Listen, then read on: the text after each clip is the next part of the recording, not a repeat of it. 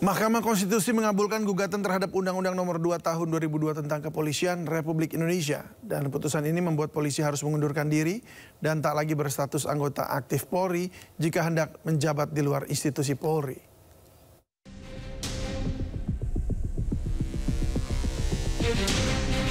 Mahkamah Konstitusi memutuskan anggota Polri tidak lagi bisa menduduki jabatan sipil atas penugasan Kapolri.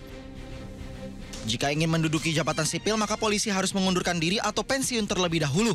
Hal ini menjadi bagian dari putusan perkara nomor 114/PUU-23/2025 terkait gugatan atas norma pasal 28 ayat 3 dan penjelasan pasal 28 ayat 3 Undang-Undang Nomor 2 Tahun 2022 tentang Kepolisian Negara Republik Indonesia.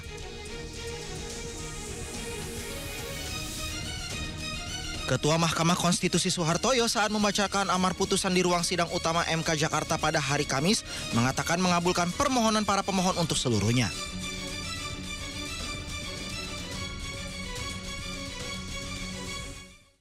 Dua guru di Luwu Utara yang dipecat karena membantu membayarkan gaji guru honorer mendapat rehabilitasi dari Presiden Prabowo Subianto. Presiden memberikan surat rehabilitasi mengembalikan nama baik keduanya setelah menghadapi kasus hukum sampai tingkat kasasi.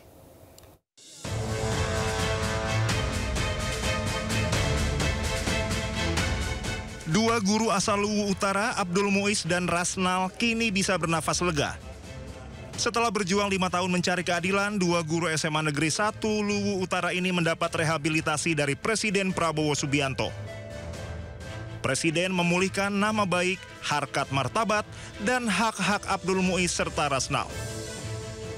Penandatanganan keputusan rehabilitasi hukum untuk kedua guru langsung dilakukan Presiden Prabowo Subianto di Lanut Halim Perdana Kusuma Rabu malam usai kunjungan kerja dari luar negeri. Rasnal dan Abdul Muiz diberhentikan secara tidak hormat sebagai ASN karena 5 tahun lalu membantu 10 guru honorer yang tidak digaji dengan pungutan Rp20.000 per orang tua siswa. Niat baik justru membuat mereka berhadapan dengan hukum hingga persidangan sampai akhirnya divonis bersalah oleh Mahkamah Agung. Berdasarkan aspirasi dari masyarakat yang beredar di media sosial dan juga kemudian Pak Abdul Muiz dan Pak Rasnal ini diantar ke DPRD Provinsi Sulawesi Selatan pada hari ini dan kemudian dari teman-teman DPRD Provinsi Sulawesi Selatan tadi datang mengantarkan ke DPR RI. Dan kami terima dan malam ini setelah koordinasi dengan Mensesnek kami antar ke Halim untuk bertemu dengan Bapak Presiden dan alhamdulillah tadi sudah ditandatangani surat pemberian rehabilitasi kepada kedua guru ini. Dan kemudian kami selama 1 minggu terakhir ini berkoordinasi dan meminta petunjuk kepada Bapak Presiden dan kemudian beliau mengambil keputusan untuk menggunakan hak beliau sebagai presiden untuk memberikan rehabilitasi kepada 2 orang guru dari SMA 1 ya, SMA 1 Luwu Utara gitu. Dengan harapan ini dapat mengembalikan nama baik beliau berdua, apapun yang sudah terjadi itu menjadi pembelajaran bagi kita semua. Bagaimanapun guru adalah pahlawan-pahlawan tanpa tanda jasa yang harus kita perhatikan, harus kita hormati, dan juga harus kita lindungi. Setelah kami bertemu dengan Bapak Presiden, alhamdulillah Bapak Presiden telah memberikan kami rehabilitasi dan itu sebuah, saya tidak bisa mengatakan sesuatu kepada Bapak Presiden. Terima kasih Bapak Presiden, terima kasih kepada Bapak Mensesnek dan teman-teman Partai Gerindra. Saya bersyukur kepada Allah Subhanahu wa taala dengan jalan ini kami telah memperoleh keadilan sekarang dan direhab kami punya nama baik. Terima kasih teman-teman media. Harapan ke depannya seperti apa Pak setelah mendapatkan rehabilitasi? Semua ke depan tidak ada lagi kriminalisasi terhadap guru-guru yang sedang berjuang di lapangan dan itu sekarang ini teman-teman ini selalu dihantui bahwa kalau kita sedikit berbuat salah selalu ada hukuman-hukuman yang tidak pantas. Pemberian rehabilitasi hukum ini diputus berdasarkan adanya aspirasi dari masyarakat di media sosial. Lewat rehabilitasi ini, otomatis nama baik serta hak 2 guru Luwu Utara ini dipulihkan. Tim Liputan Anyus melaporkan. Kecewa harga sewa yang terus naik dan adanya penyegelan sepihak dari Perumda Pasar Jaya, pedagang obat Pasar Pramuka lakukan mogok massal hingga aktivitas perdagangan lumpuh. Para pedagang meminta tarif sewa bisa ditinjau ulang. Suasana di Pasar Pramuka Matraman, Jakarta Timur mendadak riuh Kamis siang. Pedagang semula melayani pembeli serentak menutup kiosnya. Aksi boikot berdagang dilakukan sebagai bentuk penolakan terhadap kegiatan penyegelan puluhan kios pedagang oleh Perumda Pasar Jaya. Para pedagang obat-obatan dan alat kesehatan memprotes penetapan harga sewa kios selama 20 tahun yang dinilai terlalu tinggi.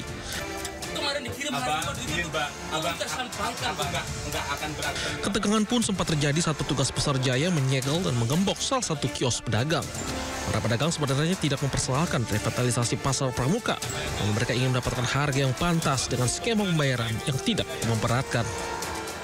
Penyegelan kios pedagang di Pasar Pramuka dilakukan Perumda Pasar Jaya bertujuan menertibkan mafia yang memiliki kios dan menyewakan kembali kepada pedagang lain. Dari Jakarta, Rio Manik melaporkan.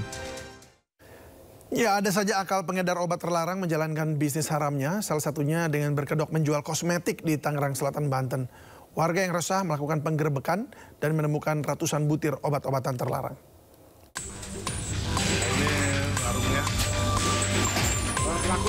Inilah video amatir saat sejumlah warga membuka secara paksa sebuah toko kosmetik di Jalan Haji Sarman, Pondok Kacang Timur, Tangerang Selatan, Banten. Bukan tanpa sebab, para warga ini geram lantaran toko kosmetik yang selama ini ada diduga hanyalah kedok yang ternyata menjual obat-obatan terlarang. Warga pun menemukan ratusan obat-obatan terlarang dari berbagai merek dan jenis. Meski begitu, sang pemilik berhasil melarikan diri. Warga mengaku resah karena ada sejumlah remaja yang berperilaku menyimpang usai membeli obat-obatan terlarang di toko kosmetik tersebut. Warga meminta polisi untuk aktif melakukan patroli, pengawasan, dan penindakan terhadap toko-toko yang disinyalir masih menjual obat-obatan terlarang dan minuman keras. Dari Tangerang Selatan, Banten, Nunung Purnomo melaporkan.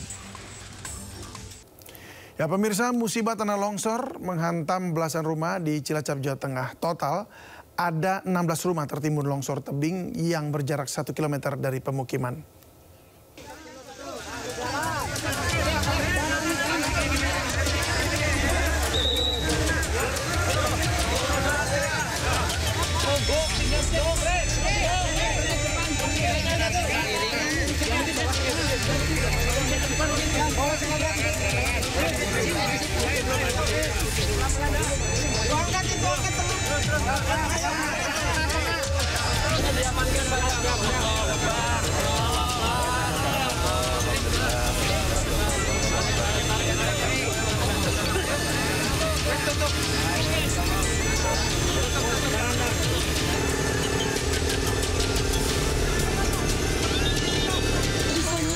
Belum ketemu. Ada 2 di sana.